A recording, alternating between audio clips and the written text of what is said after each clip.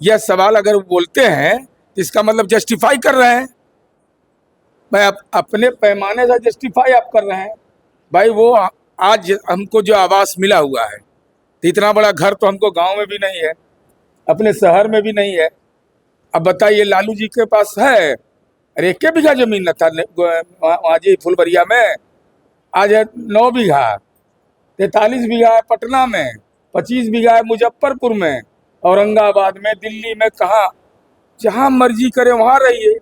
झोपड़ी बनाना है झोपड़ी बनाइए, महल बनाना है महल बनाइए, जो मर्जी करे, मॉर्निंग वॉक करिए, इवनिंग वॉक करिए, जिम का करिए, सब सुविधा आपको उपलब्ध है। तब आप परेशान हैं।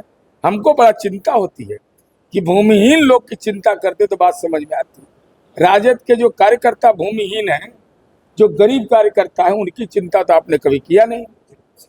तो थोड़ा पीछे रखिए। आज पटना जिला कार्यक्रम क्रियान्वयन समिति की बैठक हुई, काफी सफल बैठक हुई, जिसमें माननीय सांसद, माननीय विधायकों और माननीय सदस्यों द्वारा अनेक सुझाव दिए गए, जो लागू करने लायक थी। हमने निर्देश दिया है और जिला पदाधिकारी ने तत्काल उसको लागू करने का आदेश भी दे दिया है और उनके बहुमूल्य सुझाव भी आए हैं। और जिन कार्यक्रमों की शुरुआत पिछली सरकारों में, खास तौर से पूर्व मुख्यमंत्री नीतीश कुमार जी के समय में 7 निश्चय, 7 निश्चय 2 और 7 निश्चय 3, इसमें जिन योजनाओं की शुरुआत हुई है उसकी भी समीक्षा हमने की है। और जो मुख्यमंत्री सम्राट चौधरी जी ने सहयोग शिविर का आयोजन शुरू कराया है, उसके बारे में भी हम लोगों ने कहा है कि लोगों को अपनी शिकायतें सहयोग शिविर के पोर्टल पर जरूर डालनी चाहिए और उससे निदान में आसानी होगी। इसलिए पहले जो योजनाएं पूर्व मुख्यमंत्री नीतीश कुमार जी के समय की चल रही थी, ज्यादातर योजनाएं उसी समय की हैं, उसकी भी समीक्षा की है। और अभी जो मुख्यमंत्री जी ने 2-3 शुरुआत की है वो भी लाभप्रद है, उसके बारे में भी हम लोगों ने समीक्षा। सर, राबड़ी देवी जी कह रही है किसी कीमत पर हम बंगला खाली नहीं करेंगे। अरे कहाँ इसमें वो कह रही है, इसमें तो जो कानून है, जो नियम है, उसके हिसाब से काम होता है और सब लोगों को नियम कानून का पालन करना चाहिए। खाली करवा ले, ऐसा कह रही है वो। कह रही है वोट भेजिए तब जाकर खाली करेंगे। हम कह रहे हैं कि इसमें जो नियम कानून कहता है वही होता है और सब लोगों को नियम का पालन करना चाहिए।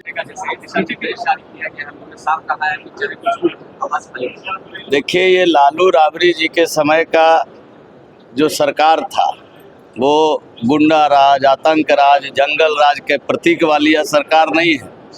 ये माननीय मुख्यमंत्री सम्राट चौधरी जी की सरकार है, जहां अपराधियों तक को भी उसके भाषा में जवाब दिया जाता है। तो ऐसी सरकार में आप यह बोल करके कुछ नहीं कर सकते। आप लोकतंत्र में हैं, लोकतंत्र में आवाज़ से देखते हैं। बड़े से बड़े नेता हमारे माननीय नंद किशोर यादव जी हों या और भी कई नेता तुरंत आए और आवाज़ खाली कर दिए। माननीय मुख्यमंत्री जी, यह नैतिकता का परिचय है कि तुरंत हुए और वो उन्होंने अपने नए मुख्यमंत्री जी को वो आवाज़ दे दिया।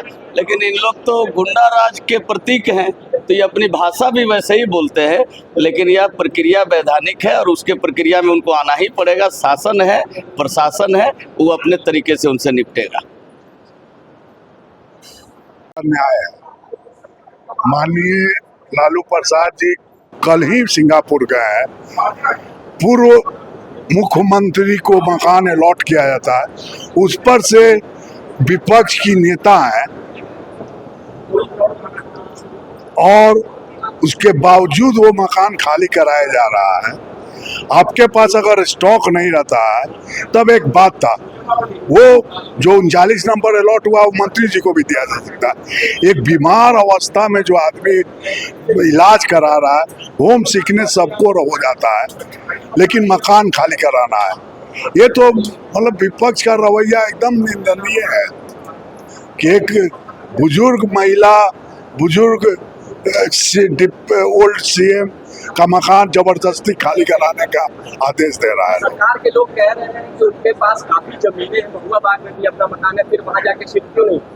ये जो पूर्व मुख्यमंत्री का सुविधा है वो बंद करिए। हर एक विधायक के पास, जिसके पास अपना मकान है, उसको विधायक आवास भी बंद कीजिए। उसको फिर क्यों अलॉट कर रहे हैं मकान? विपक्ष की नेता है,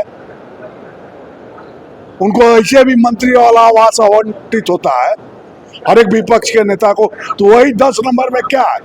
अरे उनका मोह लगा हुआ है कि बच्चा भरा हुआ है वहां से, अब जबरदस्ती खाली कराना, वो भी बीमार अवस्था में, मतलब लालू जी है,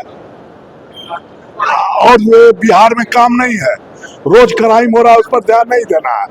महंगाई बढ़ रही है, बेरोजगारी बढ़ रही है, करप्शन रोज पुल डा रहा है। निशु जी अब स्टेटमेंट देंगे तो कितना आईएएस अंदर जाने वाले हैं, कितना नेता अंदर जाने वाले हैं, उस पर नहीं कार्रवाई करेंगे।